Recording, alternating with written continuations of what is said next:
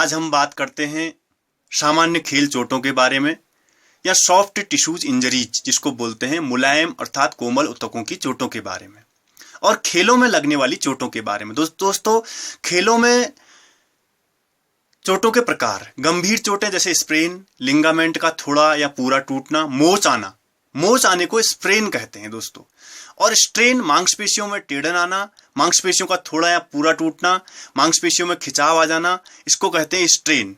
खिंचाव आने को स्ट्रेन कहते हैं मांसपेशियों में, और मोच आने को स्प्रेन कहते हैं। अब कांट्यूजन, मांसपेशियों की चोट, इसमें रक्त कोशिकाएं टूट जाती हैं, इसको बोलते हैं कांट्यूजन। चौथा आता है फ्रैक्चर, हड्डी का टूटना। विभिन्न प्रकार से जो फ्रैक्चर्स आ जाते हैं हड्डियों में, उसको बोलते हैं फ्रैक्चर आना।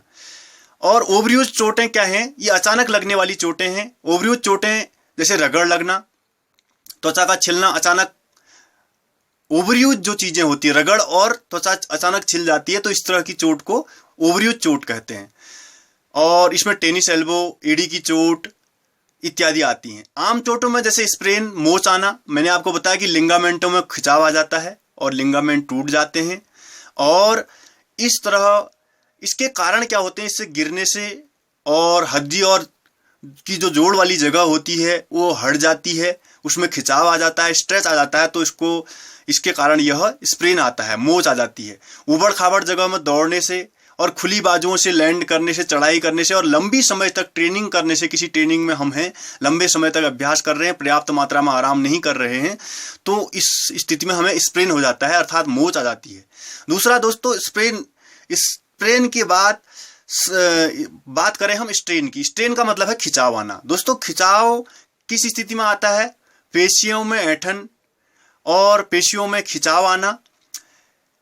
इससे क्या होता है? मांसपेशियों को हड्डियों से जोड़ने वाले जो ऊतक होते हैं वो जो है उनके कोडों में टेढ़न आ जाती है, उनमें फिब्रन आ जाती है, तो इस स्थिति में स्ट्रेन हो जाता है, मांस खिंचाव आ जाता है।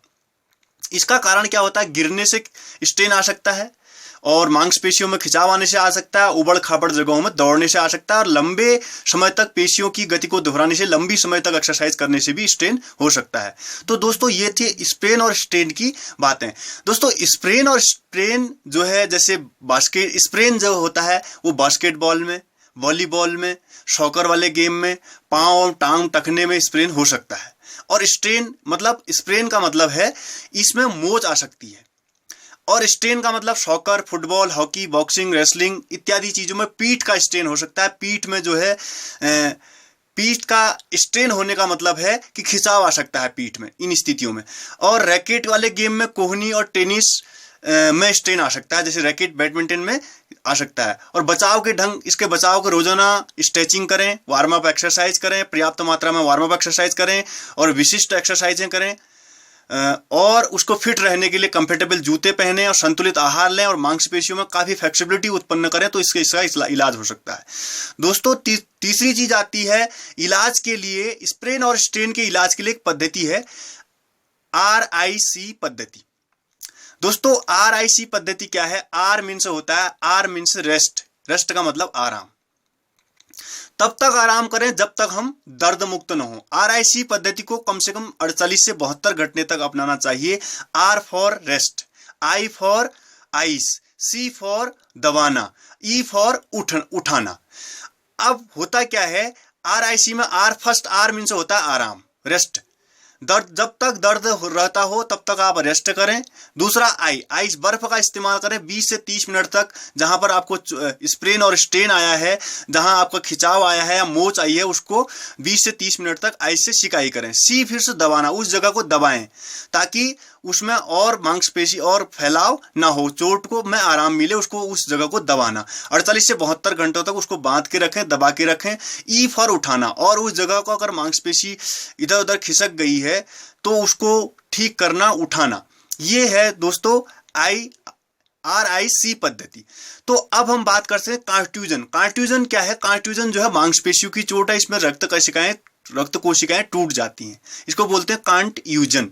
कांट्यूजन मांसपेशियों के टूटने को, रक्त कोशिकाओं के टूटने को कहते हैं। इसमें क्या होता है? त्वचा लाल पड़ जाती है, अर्थात घसीट लग जाती है उसमें, फिर पेशियों में टेढ़न आ जाती है और खून निकलना शुरू हो जाता है। और ये उसके बाद आता है व्यूरूस। बर्यूस का मतलब है नील पड़ना। नील कब पड़ती है? तेज प्रहार से, जैसे बॉक्सिंग में तेज चोट लगने से व्यूरूस पड़ती है, दर्द सूजन से, क्रिकेट की बॉल से। और इसमें आराम किससे मिलता है? आइस पैक से इसमें आराम मिलता है। और ये वरीयूस जो है वैसे एवरेजन का मतलब होता है छिलना एक मामूली चोट है। इससे जो है मांसपेशी में रगड़ लग जाती है और खून आने की स्थिति रहती है और खाल का ऊपरी हिस्सा जो है छिल जाता है। ये जो है एक मामूली चोट है। ये उबड़ खाबड़ जगह में चलने से, गिरने से, फिट जूते नहीं पहनने से इस तरह की स्थिति हो जाती है। तीसरी चीज आती है दोस्तों टेनिस एल्बो। टेनिस एल्बो क्या होता है? कोहनी के बाहर की पहलू की आम चोट। कोहनी में लगने वाली, बाहर के पहलू से लगने वाली आम चोट, जैसे गिरने से, स्पोर्ट्स एक्सीडेंट से और बार बार उठने बैठने से, हाथ को मोड़ने से इस तरह की चोट आ जाती है।